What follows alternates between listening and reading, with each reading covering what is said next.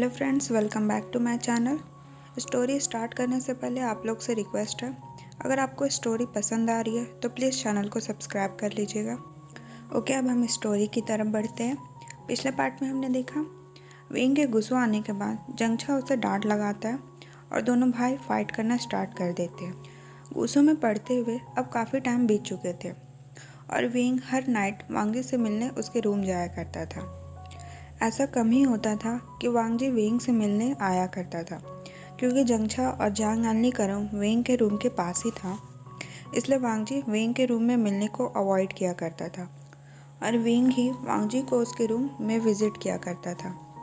एक दिन जांग sibling dinner कर रहे थे। वेंग जंगछा और जांग आनली से कन्फेस कर ही देता है कि वो और वांगजी डेट कर रहे हैं। ये सुनकर तो जंगछा काफ़ी शौक में था, बट जांग आनली मुस्कुरा रही थी और वेंग के लिए काफ़ी खुश भी थी। जांग आनली वेंग से कहती है, आशन, मैं तो बहुत खुश हूँ तुम्हारे लिए, बट तुमने हमें इतने समय बाद क्यों बताया? वेंग इसके लिए जांग आनली को सॉरी कहता है। जांग आनली कहती है, कोई बात नहीं आशन, वैसे तुम दोनों को देखकर ही पता चलता है कि तुम दोनों एक दूसरे से प्यार करते हो। सेकंड चाइल्ड लान की आंखें में साफ दिखता है कि वो तुमसे कितना प्यार करते हैं। ये सुनकर वेंग ब्लश करने लगता है, बट जंगछा कहता है, प्यार नहीं, वो इस इडियट को बर्दाश्त कर रहा है। इस इडियट को कौन पसंद करेगा? ये सुनकर वेंग उसे चुप रहने को कहता है और जांग आनली कहती है, आछंग, ऐसा नहीं कहते, वेंग को बुरा लग सकता है। इस बात पर जंगछा कहता है, इसे बुरा भी लगता है? जंगछा की बात पर वेंग जांग आनली के सामने बेचारा बनने का नाटक करता है। जंगछा यह देखकर अपनी आंखें रोल करने लगता है। जांग आनली वेंग से कहती है, आछंग की बातों को बुरा मत माना, वो तो बस ऐसे ही कहता रहता है। और रही बात सेकंड चाइल्ड लान की, तो वो सच में तुमसे बहुत प्यार करते हैं। कोई भी पर्सन किसी को तभी बर्दाश्त करता है जब उसे वो सच में पसंद करता हो। इस बात पर वेंग और जंगछा एक दूसरे को देखने लगते हैं, क्योंकि जांग आनली के साथ भी कुछ ऐसा ही केस था। अब कुछ दिनों बाद लैंटर्न फेस्टिवल का टाइम था, जिसके लिए सभी माउंटेन पर गए हुए थे। वांगजी और वेंग साथ में लैंटर्न जलाते, जिसे वेंग ने स्पेशली वांगजी के लिए ही बनाया था। माउंटेन से वापस आते वक्त वेंग और जिन जूशन की लड़ाई हो जाती है और इसके लिए दोनों को घुटने में बैठने की सज़ा मिलती है। लानकरान ने जांग और जिन दोनों क्लान के लीडर को बुलवाया हुआ था, क्योंकि ये एक मैरिज की बात थी तो उन्हें यह थोड़ा सीरियस मैटर लगा।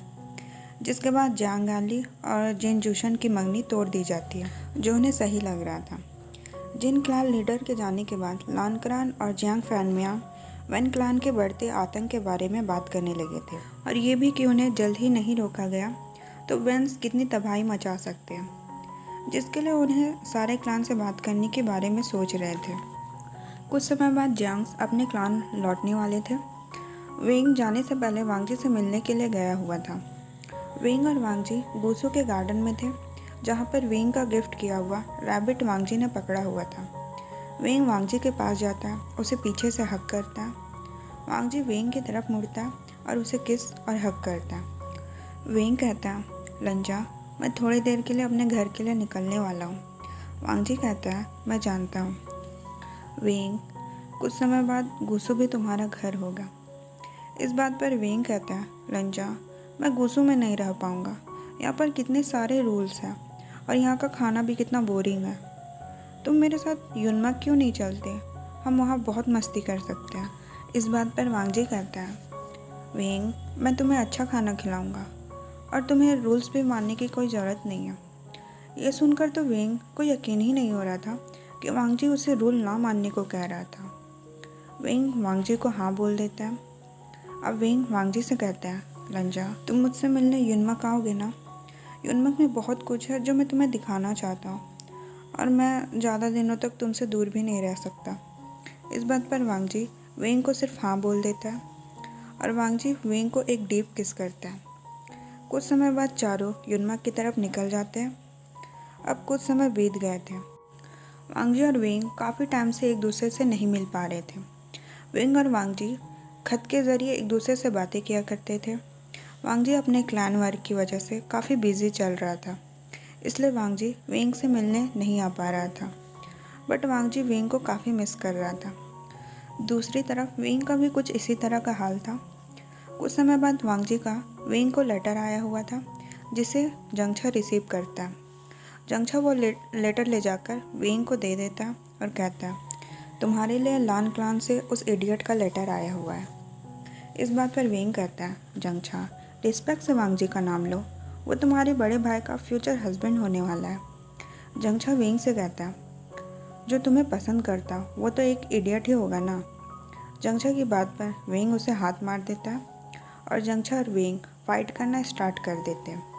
जब दोनों फाइट कर रहे थे तब एक तरफ मैडम यू उन दोनों की तरफ चली आ रही थी। मैडम यू उन दोनों को देखकर कहती है, तुम दोनों सबके सामने बच्चों की तरह क्यों लड़ रहे हो? और जंगछा को देखकर कहती है, तुम आगे चलकर जियांग क्लान के लीडर बनोगे और तुम सबके सामने इस तरह की हरकतें कर रहे हो। और वेंग से कहती है, वी वुशान, तुम इतना भी नहीं पता कि फ्यूचर लान क्लान लीडर से किस तरह से पेश आना चाहिए। वैसे इसमें तुम्हारी कोई गलती नहीं है। जियांग लीडर को तुम्हें लाड करने से फुर्सत मिले तब वो तुम्हें बताए कि कैसे सबके सामने बिहेव करना चाहिए। मैडम यू आगे कुछ कहने वाली थी कि जंगछा आगे आकर कहता है, मदर हम बस कुछ मैटर पे बात कर रहे थे। इतने समय में जैंग फैनमियान उनके पास आ जाता है और उनसे पूछता है, क्या हुआ? मैडम यू कहती है, आपके चहेते को मैं बस सिखा रही थी कि कैसे फ्यूचर क्लान लीडर के साथ बिहेव करना चाहिए, जो शायद यह काम आपका था। जियांग फैनमियांग कहता है, बच्चे बस खेल रहे होंगे। जिस पर मैडम यू कहती है, क्लान लीडर जियांग, आपको कभी इस विभूषण में कोई कमी नहीं दिखती? क्योंकि ये आपको याद भी है आपका बेटा कौन है? और मैडम यू जंगछा को जियांग फैनमियांग के सामने ले जाकर कहती है, ये है आपका बेटा। जियांग फैनमियांग कहता है, ऑफकोर्स मुझे याद है, बस तुम बात को आगे बढ़ा रही हो। इस बात पर मैडम यू कहती है, मैं नहीं बातें बना रही, सारे लोग, सारे क्लान के लोग कह रहे हैं कि विभूषा तुम्हारा। इससे आगे की मैडम यू कुछ कहती, जियांग फैनमियांग गुस्से में मैडम यू का नाम लेता है और कहता है, तुमसे कुछ कहना ही बेकार है। कुछ समय बाद जंगछा एक पाउंड के पास बैठा हुआ था। वेंग जंगछा के पास जाता है और उस पाउंड के पास बैठ जाता है। क्योंकि जंगछा अपने पेरेंट्स की फाइट की वजह से उदास था तो वेंग उसे समझाता है। वेंग उससे कहता है, जंगछा इन सब बातों पर ज़्यादा ध्यान मत दो, तुम फ्यूचर क्लैन लीडर हो, इसलिए अंकल तुम्हारे साथ थोड़ा स्ट्रिक्ट है। इस बात पर जंगछा कहता है, वो बस मुझे पसंद नहीं करते इसीलिए मेरे साथ इस तरह स्ट्रिक्ट है। वेंग कहता है, ऐसा कौन होगा जो अपने खुद के सन को पसंद नहीं करेगा? जंगछा कहता है, वो मेरी मदद को पसंद नहीं करते इसलिए मुझे भी पसंद नहीं करते। अब वेंग कहता है, जंगछा ये सब बातें नॉनसेंस है, तुम उनके अपने सन हो और मैं अलग हूँ किसी और का सन, और फ्यूचर में अगर किसी ने ऐसे नॉनसेंस बातें की तो हम दोनों मिलकर उन्हें सबक सिखाएंगे। इस बात पर जंगछा कहता है, मुझे नहीं लगता फ्यूचर में तुम मेरे साथ होंगे। इस पर वेंग कहता है, मैं हमेशा तुम्हारे साथ रहूँगा।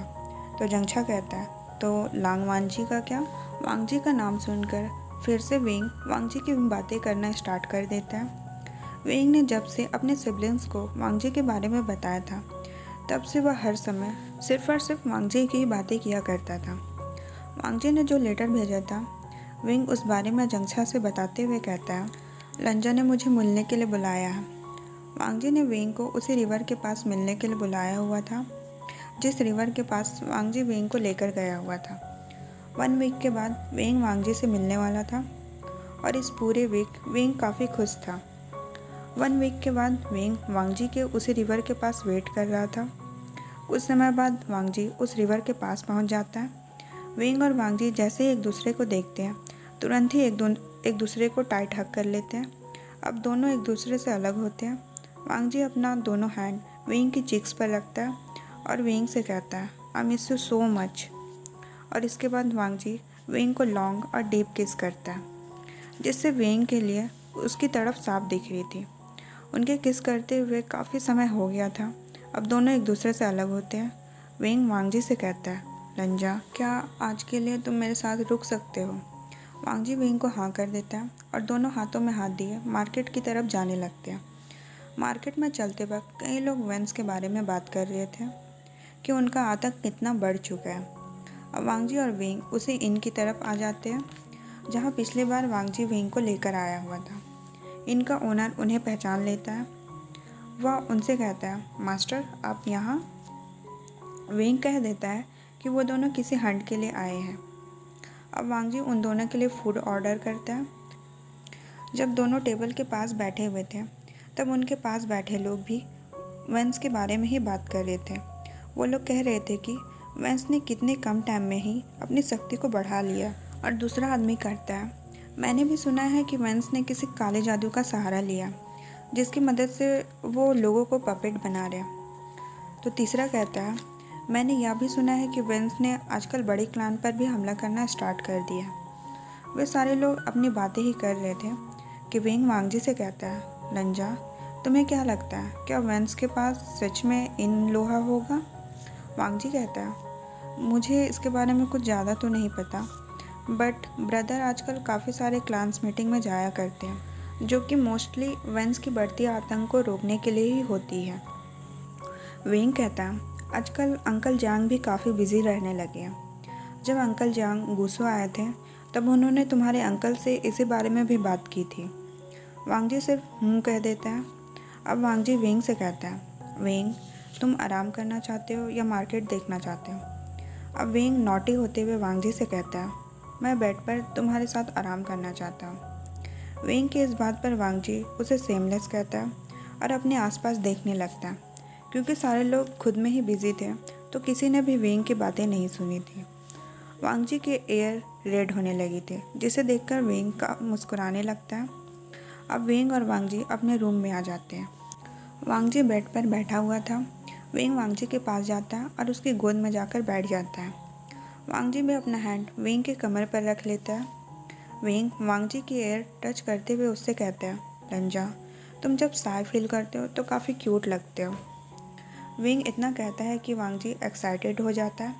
वांगजी वेंग को बेड पर लेटा देता है। कुछ ही देर में वांगजी वेंग को पूरी तरह से नेकेड कर देता है। वांगजी वेंग से कहता है, मुझे टीस करने के लिए अब तुम्हें पनिशमेंट लेनी पड़ेगी। वेंग भी कहता है, हाँ लंजा मुझे पनिश करो, मैं इसी के लायक हूँ। कुछ टाइम बाद ही वेंग और वांगजी इंटीमेट होना स्टार्ट कर देते हैं। वांगजी अपने हैंड को वेंग के नेक पर रखता है और सेक्स के बीच में वेंग से पूछता है, तुम्हें तुम्हारी पनिशमेंट कैसे लगी? वेंग बस वांगजी को फास्ट कर देता है और वांगजी भी वेंग के साथ फास्ट हो जाता है। वांगजी और वेंग उस पूरे दिन अपने रूम से ही बाहर नहीं आते और अपने डिनर भी अपने रूम में ही भेजने को कहते हैं। अब मॉर्निंग का टाइम था। वांगजी और वेंग दोनों रेडी हो जाते हैं और अपने ब्रेकफास्ट के लिए नीचे आ जाते हैं। ब्रेकफास्ट के बाद वांगजी और वेंग मार्केट की तरफ घूमने के लिए जाते हैं। आज की स्टोरी को हम यहीं एंड करते हैं। स्टोरी अगर पसंद आई हो तो प्लीज़ चैनल को सब्सक्राइब, वीडियो को लाइक और कमेंट कर दीजिएगा। Thanks for watching. Bye bye.